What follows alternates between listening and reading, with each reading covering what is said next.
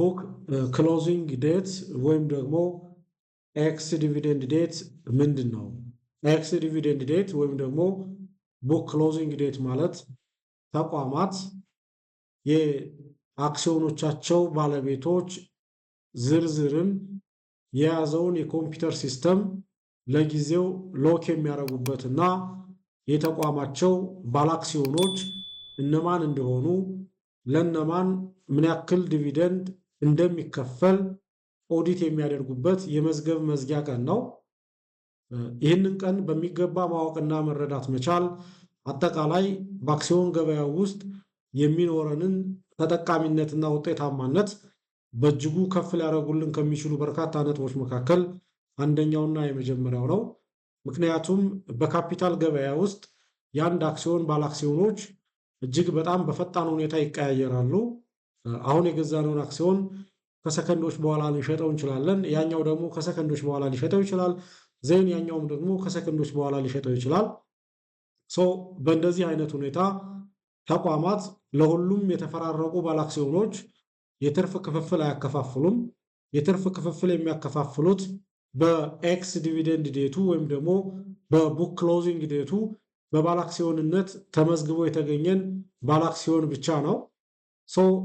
ትልቁ ነጥብ በተቋሙ የትርፍ ክፍፍል ለመሳተፍና አጠቃላይ በተቋሙ የጠቅላላ ጉባኤ ላይ በመገኘት የመምረጥና የመመረጥ መብት እንድናገኝ ከፈለግን የግድ የዛንን ተቋም አክሲዮን ከኤክስ ዲቪደንድ ዴቱ ወይም ደግሞ ከቡክ ክሎዚንግ ዴቱ አንድ የቢዝነስ ቀን መግዛትና የኛ ማድረግ ይኖርብናል።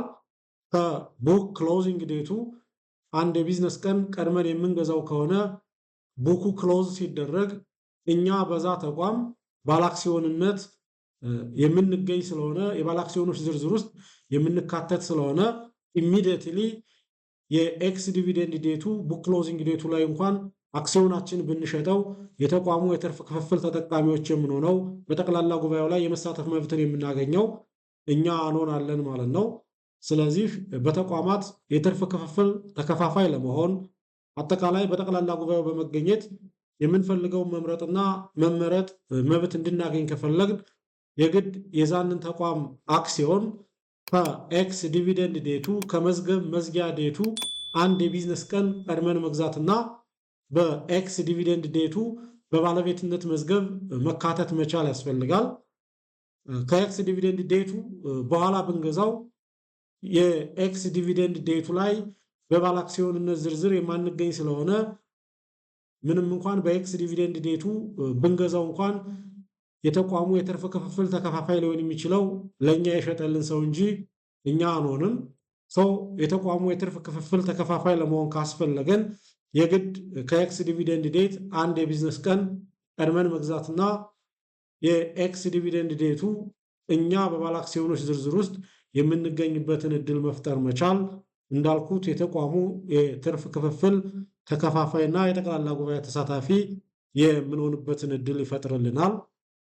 ስለዚህ የአክሲዮን ገበያ ተሳትፏችንን እጅግ ውጤታማ ለማድረግ ካስፈለገ ልናውቃቸው ከሚገቡ በርካታ ነጥቦች መካከል አንዱና ዋናው የትርፍ ክፍፍል ተጠቃሚ ሊያደርገን የሚችልን አክሲዮን ልንገዛ የምንችልበትን ኤግዛክት ቀን ለይቶ ማወቅ መቻል እጅግ አስፈላጊ ነው። እንዳልኩት በካፒታል ገበያ የአክሲዮኖች ግዥና ሽያጭ በጣም ሊኩዊድ ነው። አሁን የገዛነውን እንሸጠዋለን፣ ዘይን መልሰን ሌላ እንገዛለን።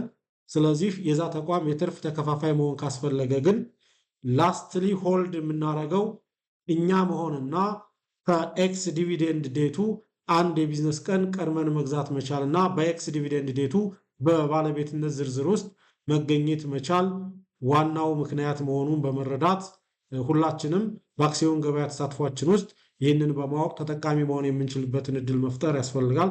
እንደሚታወቀው በካፒታል ገበያ ውስጥ የተቋማትን የአክሲዮን ዋጋ ከፍም ዝቅም ሊያደርጉ ከሚችሉ በርካታ ነጥቦች መካከል አንዱ የተቋሙ ፐርፎርማንስ ወይም ደግሞ የዲቪደንድ መጠን ነው።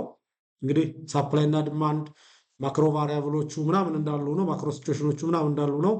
አንዱ የተቋሙ አክቹዋል ፐርፎርማንስ የዲቪደንድ መጠን አንዱ ቫሪያብል ነው። የተቋሙ አክሲዮን ከዲቪደንድ በፊትና ከዲቪደንድ በኋላ ዋጋው ተመሳሳይ ሆኖ አይቀጥልም።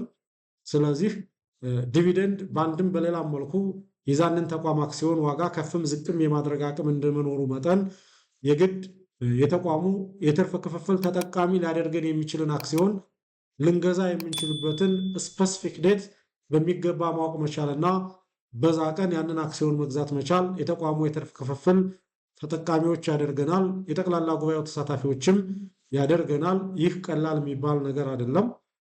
እንዳልኩት ከኤክስ ዲቪደንድ ዴቱ አንድ የቢዝነስ ቀን ቀድመን የገዛ ነው አክሲዮን የተቋሙ የትርፍ ክፍፍል ተጠቃሚ ያደርገናል። በኤክስ ዲቪደንድ ዴቱ ብንሸጠውና ከኤክስ ዲቪደንድ ዴቱ በኋላ እንኳ ብንሸጠው ስቲል የዛ ተቋም የዛ ፔሪድ የትርፍ ክፍፍል ተጠቃሚ የምንሆነው እኛ ነን። የጠቅላላ ጉባኤ ተሳታፊ የምንሆነው እኛ ነን። ስለዚህ ከኤክስ ዲቪደንድ ዴቱ አንድ የቢዝነስ ቀን ቀድሞ መግዛትና በኤክስ ዲቪደንድ ዴቱ አሶላስ ደግሞ ከኤክስ ዲቪደንድ ዴቱ በኋላ መሸጥ ደግሞ ምንም በትርፍ ክፍፍል ተካፋይነታችን የማይጎዳብን እንደሆነ መረዳት ያስፈልጋል። ነገር ግን የአክሲዮን ዲቪደንድ ወይም ደግሞ የተቋማትን ትርፍ ክፍፍል ለማግኘት ግን የግድ የዛንን ተቋም አክሲዮን ከኤክስ ዲቪደንድ ዴቱ አንድ የቢዝነስ ቀን ቀድመን መግዛት ይኖርብናል። ይህ ለተቋማት የድርሻ ሰነድ ነው። የዕዳ ሰነድ ከሆነ ግን ኢንተረስትን ልናገኝ የምንችልበት 3 የቢዝነስ ቀን ቀድመን ከገዛ ነው ብቻ ነው። ይህንን በሌላ ቪዲዮ ሰራላችኋለሁ። አጠቃላይ ግን ዲቪደንድ ሪሌትድ ዴቶች 4 ናቸው። እነዚህንና ሰፋ ያለ ማብራሪያ በሌላ ቪዲዮ የሰራሁላችሁ ስለሆነ ያኛውን ቪዲዮም ሪፈር እንድታደርጉ ሪኮመንድ አደርጋለሁ። ሀሳብ አስተያየታችሁን በኮሜንት ሴክሽን ላይ እንድታጋሩ እንፈልጋለሁ። ለአሁኑ የነበረኝ ቆይታ ይመስላል። አመሰግናለሁ።